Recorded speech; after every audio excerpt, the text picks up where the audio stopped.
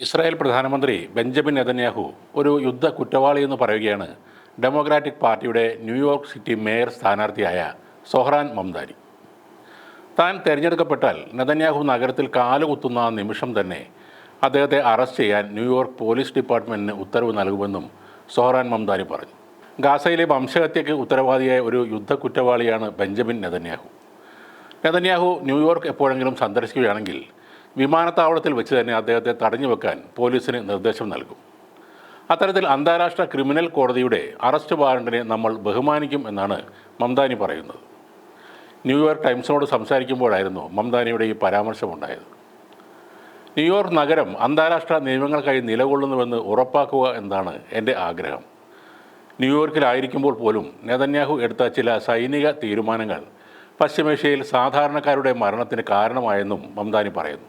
അതേസമയം അങ്ങനെ ഒരു നടപടി സ്വീകരിച്ചാൽ അത് പ്രായോഗികമായി നടപ്പിലാക്കാൻ കഴിയാത്തതും ഫെഡറൽ നിയമങ്ങൾക്ക് വിരുദ്ധവുമാകും എന്നാണ് നിയമ വിദഗ്ധർ പറയുന്നത്. എന്നാൽ തൻ്റെ നിലപാടിൽ ഉറച്ചു നിൽക്കുന്ന മംദാനി പറയുന്നത് താൻ ഈ വാഗ്ദാനത്തിൽ നിന്ന് ഒരിക്കലും പിന്മാറില്ലെന്നാണ്. ഇത് ഞാൻ യഥാർത്ഥമായി നിറവേറ്റാൻ ഉദ്ദേശിക്കുന്ന ഒരു കാര്യമാണെന്നും അദ്ദേഹം പറയുന്നു. ഇസ്രായേലിനെയും യുദ്ധത്തെയും കുറിച്ചുള്ള മംദാനിയുടെ നിലപാടിനെ ന്യൂയോർക്കിലെ ഭൂരിപക്ഷം ആളുകളും പിന്തുണയ്ക്കുന്നു എന്നാണ് അടുത്തിടെ ന്യൂയോർക്ക് ടൈംസും സിയേന യൂണിവേഴ്സിറ്റിയും ചേർന്ന് നടത്തിയ ഒരു സർവേയിൽ നിന്നും വ്യക്തമായത്. വോട്ട് ചെയ്യാൻ സാധ്യതയുള്ള ജൂത വംശജർക്കിടയിൽ ഏകദേശം 30% വോട്ടുകളോടെ സൊഹ്റാൻ നേരിയ മുൻതൂക്കവും നേടിയിട്ടുണ്ട്.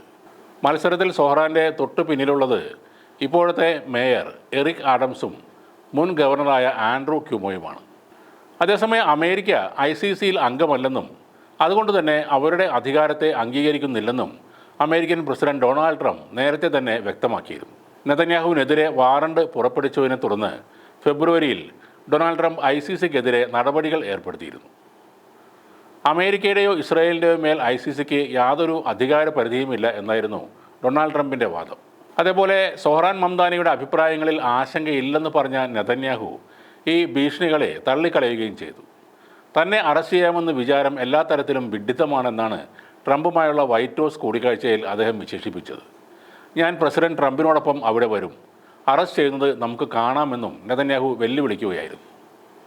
സൊഹ്റാൻ മര്യാദയ്ക്ക് പെരുമാറുന്നതാണ് അയാൾക്ക് നല്ലത്, അല്ലെങ്കിൽ അയാൾക്ക് വലിയ പ്രശ്നങ്ങളുണ്ടാകുമെന്നാണ് സൊഹ്റാൻ്റെ പ്രസ്താവനകളെക്കുറിച്ച് ഡൊണാൾഡ് ട്രംപും പ്രതികരിച്ചത്.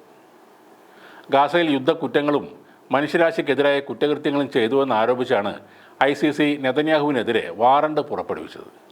നെതന്യാഹു മറ്റൊരു മുതിർന്ന ഇസ്രായേലി ഉദ്യോഗസ്ഥരും ചേർന്ന് ഗാസയിലെ സാധാരണ ജനങ്ങൾക്ക് ഭക്ഷണം, വെള്ളം, മരുന്ന് എന്നിവ ഉൾപ്പെടുന്ന അതിജീവനത്തിന് ആവശ്യമായ വസ്തുക്കൾ ബോധപൂർവം നിഷേധിച്ചു എന്നും വാറണ്ടിൽ പറയുന്നുണ്ട്. ഇസ്രായേൽ പ്രധാനമന്ത്രി ബെഞ്ചമിൻ നെതന്യാഹു തങ്ങളുടെ അതിർത്തിയിൽ കാലുകുത്തിയാൽ അറസ്റ്റ് ചെയ്യുമെന്ന് പല രാജ്യങ്ങളും പറഞ്ഞിരുന്നു. Canada, Britain, Belgium, France, Iran, Ireland, Jordan, Netherlands, Norway, Sweden, ദക്ഷിണാഫ്രിക്ക എന്നീ രാജ്യങ്ങളാണ് ഈ തീരുമാനം നേരത്തെ കൈക്കൊണ്ടിട്ടുള്ളത്.